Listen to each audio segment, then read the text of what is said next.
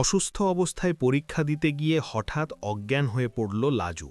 কিন্তু হাসপাতালে জ্ঞান ফেরার পর সে যা বলল তা শুনে সবাই স্তব্ধ। অসুস্থ লাজুকে দেখেই সব সত্যি বুঝে যায় অনুভব। সম্পূর্ণ ঘটনা জানতে হলে দেখতে থাকো। গল্পের শুরুতেই দেখা যায় লাজু জীবনের আরেকটা বড় সুযোগ পেয়েছে পরীক্ষা দেওয়ার, আর এই সুযোগটাকে সে কোনোভাবেই হাতছাড়া করতে চায় না। শরীর ভীষণ খারাপ, তবুও সে নিজের সব শক্তি জড়ো করে প্রস্তুতি নিতে শুরু করে। দিনটা এসে যায় যেদিন তাকে পরীক্ষা দিতে যেতে হবে। মাথা ঘোরে, শরীর কাঁপে, তবুও তার চোখে এক অদম্য জেদ, আমি পারব, আমাকে পারতেই হবে। সুদেবের সাথে পরীক্ষা কেন্দ্রে পৌঁছায় লাজু। বন্ধুরা অনেক দিন পর তাকে দেখে অবাক হয়ে যায়। কেউ বলে, এতদিন কোথায় ছিলি, তোকে দেখে খুব ভালো লাগছে।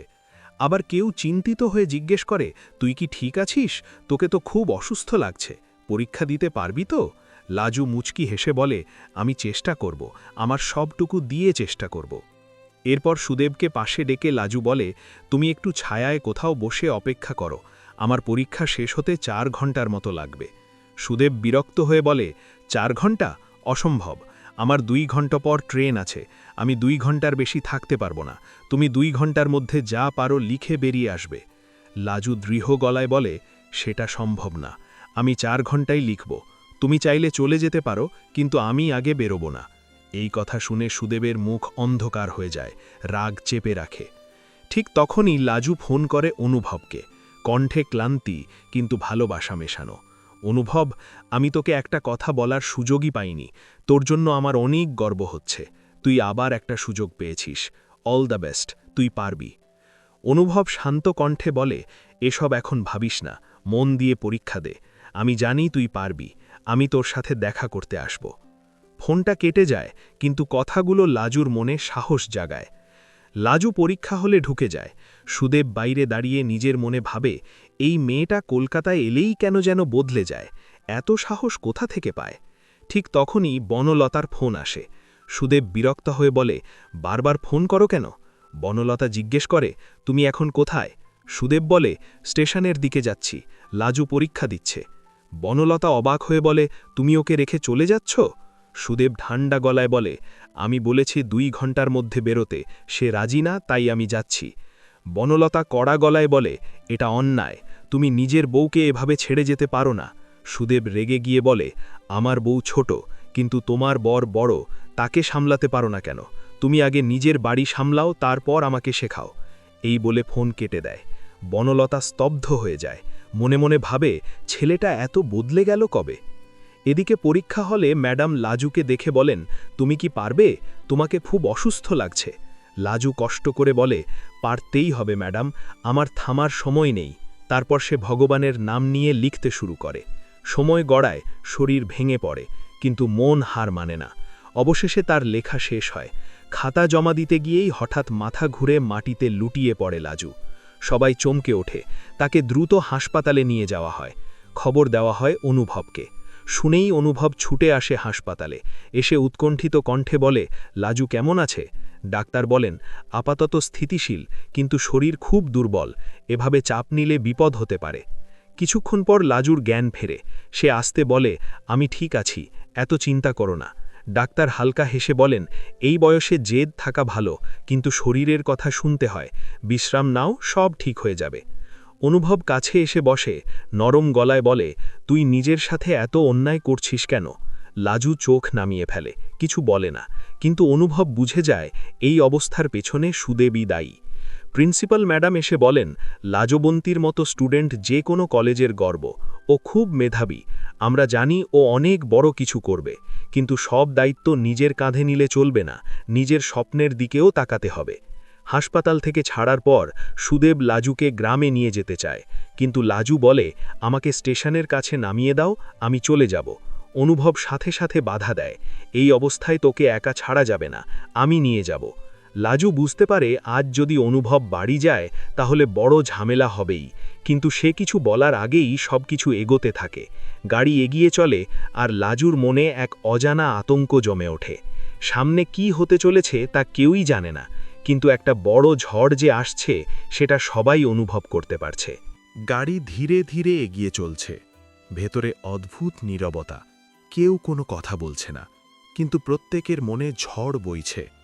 লাজু জানালার বাইরে তাকিয়ে আছে, তার চোখে ক্লান্তি, ভয় আর অজানা আশঙ্কা। অনুভব মাঝে মধ্যে তার দিকে তাকাচ্ছে। সে বুঝতে পারছে লাজু কিছু লুকোচ্ছে, কিন্তু ঠিক কী সেটা ধরতে পারছে না। অবশেষে তারা বাড়ির সামনে পৌঁছায়। গাড়ি থামতেই লাজুর বুক ধড়ফড় করতে শুরু করে। সে আস্তে বলে, অনুভব, তুমি যাও, তোমার আসার দরকার নেই, আমি একাই যেতে পারব। অনুভব কড়া গলায় বলে, এখনও কি আমাকে দূরে সরিয়ে রাখবি?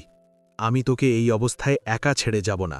যা হওয়ার হবে, আজ সব পরিষ্কার হবে। বাড়ির দরজা খুলতেই ভিতরের পরিবেশটা অস্বাভাবিক ঠান্ডা মনে হয়।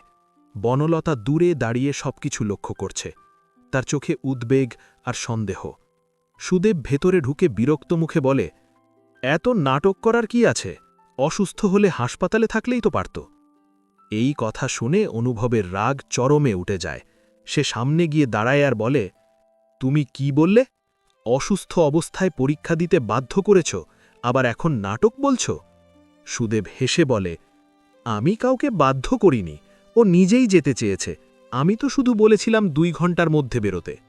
লাজু হঠাৎ চিৎকার করে বলে, থামো, তোমরা দুজনেই থামো।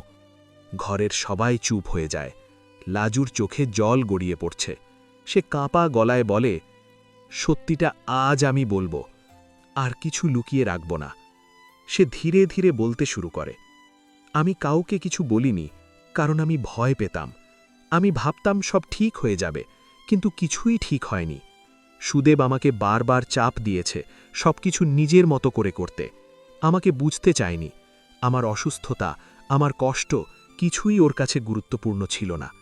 সুদেব রেগে গিয়ে বলে, মিথ্যে কথা, সব মিথ্যে।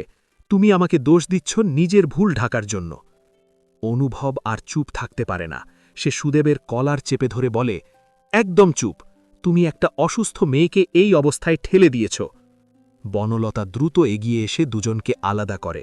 সে বলে, এইভাবে সমস্যার সমাধান হবে না, শান্ত হও সবাই।